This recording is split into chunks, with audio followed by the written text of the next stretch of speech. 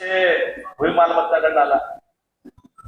भूमी मालमत्ताला कुर्ला म्हणून तुमचे अधिकारी त्यांच्यावर कुलकर्णी त्यांना विचार बाबा समजून सांगा हे सगळे तुम्ही विषय आणले आहेत. तरी म्हणजे नाही तुपतरकर म्हणून अधिकारी आहेत ते रिटायर आहेत. तुपतरकर त्या अधिकाऱ्याने हे लिस्ट आयुक्ताकडे पाठवली. आयुक्ताने आमच्याकडे मागून घेतलं. मग मी आयुक्ताकडे मी पोचलो. आयुक्त साहेबांना मी 7 आणि नंतरचे 2 ह्या 9 जागेबद्दल त्यांच्याकडे माहिती घेतली आणि मी त्याशीच सांगितलं की साहेब ह्यातल्या परिवहन तुम्ही डेपोचं करू शकता. नवी पेठच्या बैल गोठाचं देखील तुम्ही करू शकता. कमर्शियल आहे. पण तुम्ही हे जे शाळेचे ग्राउंडचे असे जे विषय आणला ते मला समजून सांगा आपण काय करणार आहे काय नाही. ऐकता साहेब खरं आहे का खोटं आहे? मी हे 2 होते तुम्हाला त्याविषयीच सांगितलं. तुमचा काय तर गैरसमज आहे की आम्ही स्टंटबाजी करतो आम्ही अमुक करतो असं नाहीये महापौर साहेब. तुम्ही अगोदर हे आठवडा अगोदर आम्हाला सगळ्यांना सभागृहाला 102 नगरसेवकांना समजून सांगितलं असतं. जे होणार आहे त्याला आम्ही कुठंच अडवणार नाही साहेब, कधीच अडवणार नाही. पण जे होणारच नाही त्याच्यावर आरक्षण आहे. तुम्हाला सगळ्यांना माहित आहे एक साधं फायर ब्रिगेडच्या जागेवर बंगला बांधला ते हायकोर्टापर्यंत सरकारला गेले. विकासाला कोणी विरोध करणार नाही. तुमच्या एक पाऊल पुढे जाऊ आम्ही विकासाकडे आम्ही सगळ्यांना विरोध तुम्हाला सरकारी गोष्ट सांगू. काल तुम्ही सगळ्यांनी सांगितलं नाही बा अशा पद्धतीने करायचं. आम्ही जे आमचे लोक येणार सगळ्याला बाहेर पाठवलं म्हणजे काय तिथं आम्हाला प्रतिनिधी देणार आहे काय सांगणार आहेत आपण पहिला समजून घेऊ. मग शिवसेना असेल राष्ट्रवादी असेल कम्युनिस्ट असेल या सगळ्यांना बाहेर उभं राहून सांगितलं. तुम्ही पोलिसांना विचारा सगळ्या पोलिसांना किंवा पहिला आपण समजून घेऊया. तुम्ही अतिशय चांगलं बोललात किंवा सोलापूर शहराचं नाव खराब होऊ नये. येणारे लोक ह्या ठिकाणी आले पाहिजे. आता ज्याप्रमाणे तुम्ही पिटिशन दिलं वर्ल्ड बँकेकडे नाही का शासना प्रशासनाकडे तुम्हाला कोण नेमलंय? ईडी अर्बन डेव्हलपमेंट डिपार्टमेंटने नेमलेला. आता तुम्ही सांगितलं हे प्रकरण शासनाकडे टाका. हे पारदर्शक आले आम्ही लोकांना सांगू ना. तुम्ही जे आत्ता डेमो देताना काय गोष्टी सांगितल्या तसं गणेश दादांनी सांगितलं बाबा आमचं मतच ते आहे की हा प्रोजेक्ट कितीचा आहे किती लोक येणार आहेत महानगरपालिका उत्पन्न मिळणार आहे का लोकांना तुम्ही कसं ऍडजस्ट करणार आहे का प्रोजेक्ट करायचं आपल्याला. उद्या ह्यात कोणतरी कोर्टात गेलं तर थांबतंय.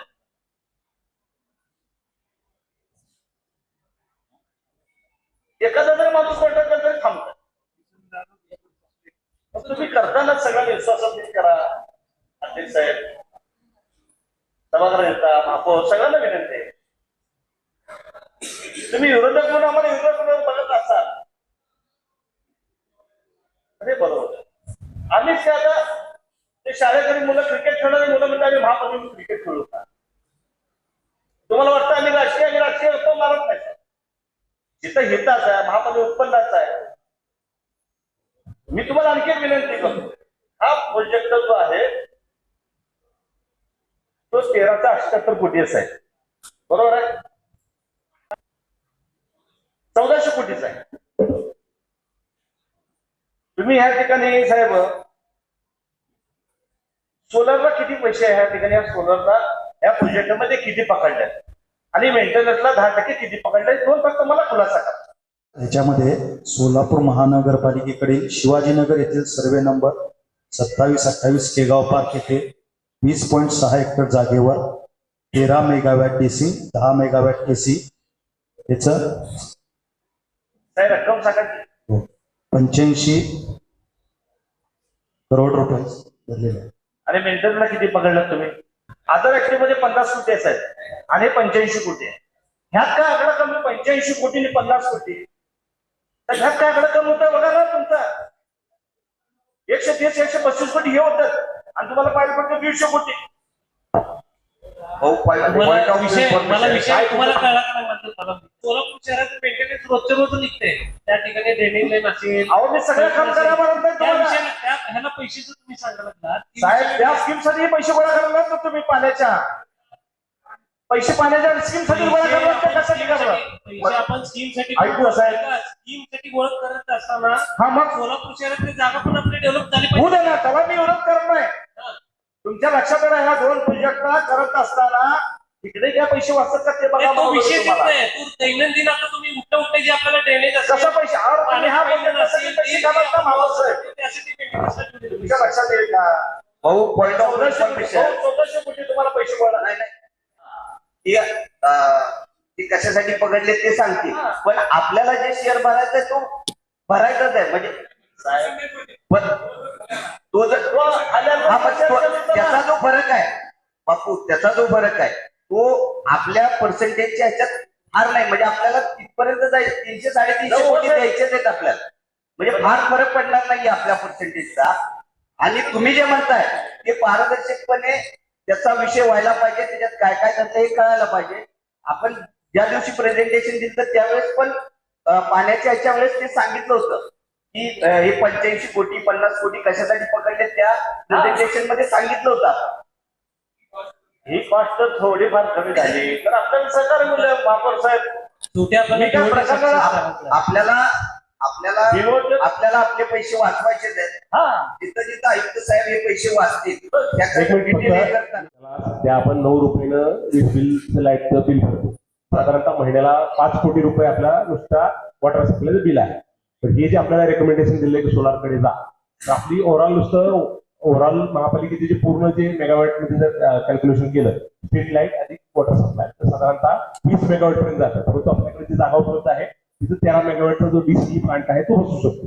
तर त्याच्या अनुषंगानं जर आपण तो प्लांट राबवला तर पूर्ण भांडवली रक्कम तिकडून येणार आपला शेअर फक्त 25% आहे. आजच्या घडीला जो आपण प्रत्येक युनिट 9 रुपये देतो, भविष्यात आपण 3 रुपये आपल्याला ते मिळणार. आपल्याला 4 रुपये वाचवायचे नाहीत का? वाचू ना.